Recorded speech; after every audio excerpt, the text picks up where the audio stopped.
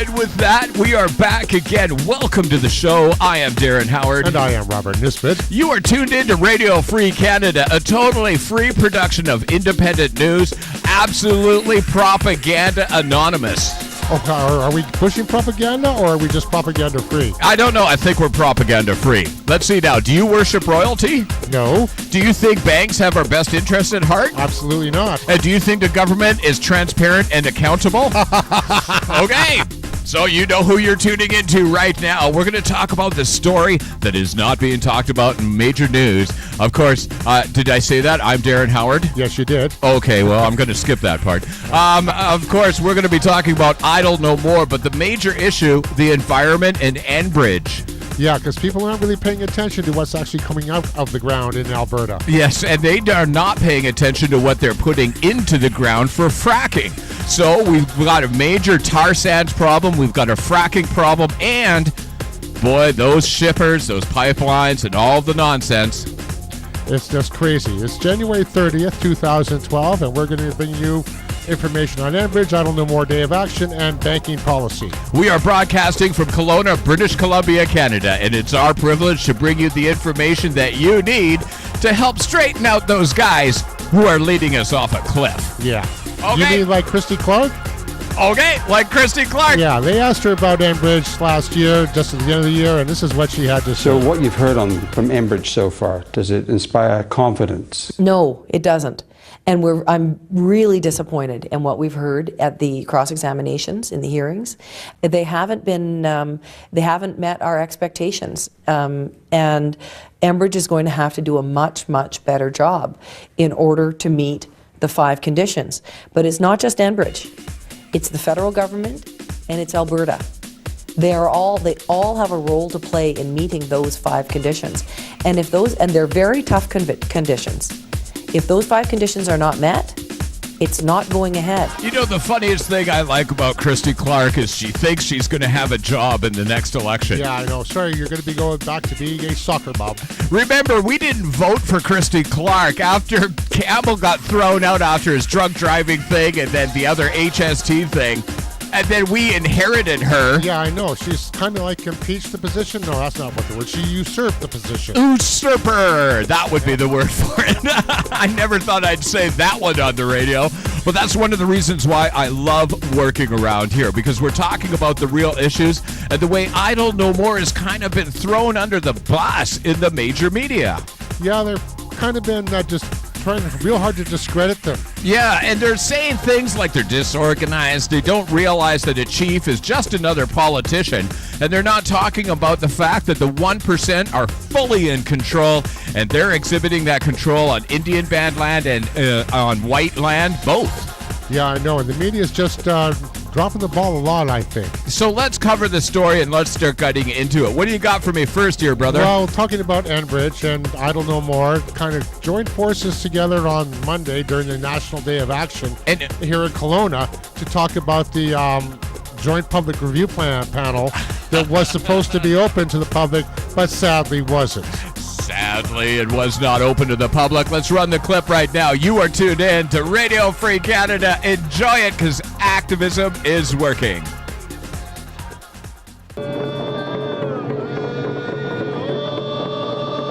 They stand outside United because they're not allowed in. Just a few days before the public hearings, the Joint Review Panel for the Enbridge Northern Gateway project closed the doors and restricted access. The panel became aware of some information regarding some public safety concerns around the original format of the hearing that we had, and so we needed to make some changes and restrict the access to the hearing room to the oral statement presenters, a guest, and the media.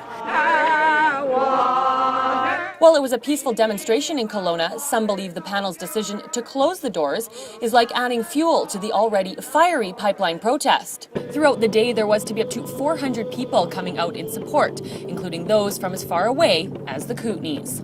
There's quite a few people from our part of the woods are giving testimony today at the hearings about the Enbridge pipeline, and we're here to support them. But for Salmon Arm Dr. Warren Bell, who spoke out against the pipeline, the process is opaque and unrewarding. The panel maintains a strict formulaic response, and there's no dialogue, there's no interaction, there's no discussion, there's no presentation of, well, what about this, or I don't think that makes sense. This is very neutral, very cool, very restrained. The hearings may have been closed, but the public was invited down to the Holiday Inn to listen to a live broadcast, which is where we found this man sporting a very opposite opinion. One thing is for sure, these protesters won't be going away quietly. Jen Zielinski in Kelowna for Castanet News. And of course, there's Castanet with the other side of the strange story. Yes, I know. They weren't talking about the fact that it was a dog and pony show that Enbridge brought to Kelowna. And the fact that the protesters were kept behind a police tape line. And they were all very polite. It was all very peaceful, but... yeah, I know. It was very polite and peaceful. They didn't say anything that would be considered, newsworthy as far as Castanet was concerned. But don't forget, the hearing was closed to the public because of safety concerns. Yeah, safety concerns. What on earth are they talking about? But such childishness is put up as news. Well, if you use your common sense, you must be a terrorist. You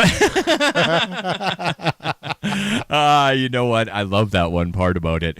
200 people show up downtown or at the Sandman. That was awesome. We had our own bit down at Carey Park. We're going to be talking about that. We've got a short documentary we're putting together talking about the formation of Idle No More and what's going on. But before we get to that, let's run this. Are you up for this? Absolutely. Okay, let's run this. We'll talk about it. Well, Canada's freezing winter weather is not stopping supporters of Aboriginal rights from voicing their discontent.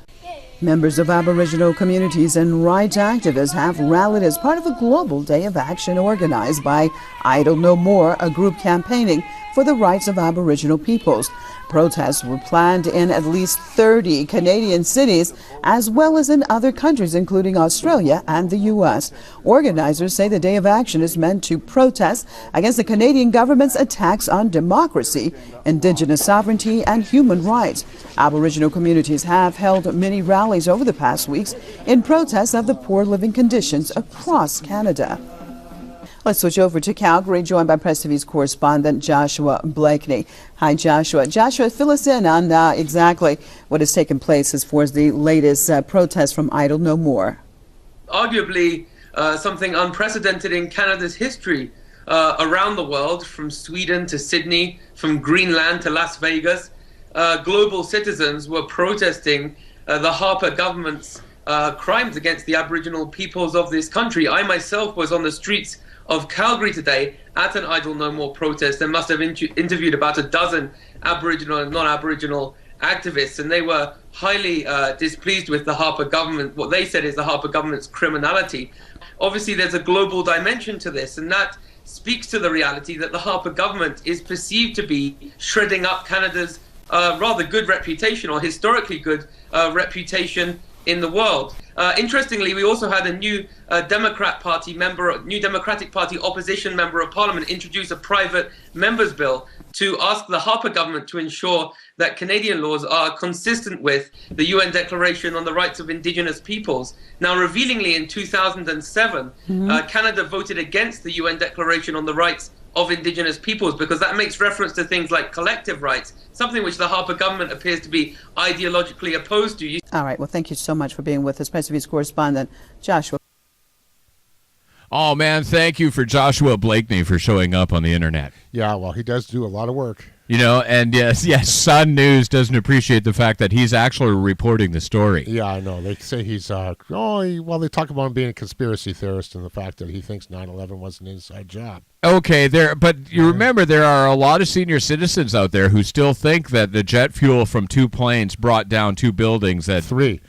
Oh, yeah, that's right. Sorry. Architects About 9/11 Truth is where you want to go for that one, because that's the conservative right-wing debunkers of the 9/11 conspiracy. But well, the fact that Joshua talks about the fact that Canada refused to sign the International Declaration for Indigenous Rights. And this is vitally important, because Canada refusing to sign a Declaration of Aboriginal Rights? Yeah. Wrong side of history. Well, I think Harper is on the wrong side of history. seeming to be more and more a George Bush clone. Yeah, right wing. And we've got a major documentary coming up here. We're talking about crowdsourcing Canada at Radio Free Canada. And then, of course, we're going to be focusing on the Indian Act and the way that Idle No More has been led astray. So right now, we've got a lot of works coming up. We want you to stay tuned, but question our facts. Okay? That's right. We're not going to make a commercial saying, trust us. We're not like CHBC. We're not like AM 1150. We're not saying we're an authority. We're saying we present this. Duncan. That's right, Peter. As MPs returned to Ottawa, so did Idle No More protesters by the hundreds, saying their fight is far from over. This group traveled 2 days to get here from Kashechewan, a northern Ontario First Nation plagued by unsafe drinking water in the past, now worried about development in their territory. It's so precious, the land is so precious, so I'm trying to protect it and say no to a Harper government. This was dubbed a global day of action, an attempt to keep up the momentum of over a month of protests. An attempt to show Idle No More as more than just a First Nations thing. Not just First Nations people, but as you can see, all nations are here today. We'll continue in the streets. We'll continue in the courts. We'll continue at the United Nations. We will not rest until we achieve this change for our people. The Prime Minister insisted First Nations consultation is taken seriously. Mr. Speaker, we will continue to work with those positive partners who seek to make progress. As for those demands, National Chief Sean Amplio took to the Prime Minister just weeks ago, asking for sweeping change on everything from treaty rights to revenue sharing. A follow-up meeting was promised, but no date has been set. Peter? Duncan McHugh in Ottawa for us tonight.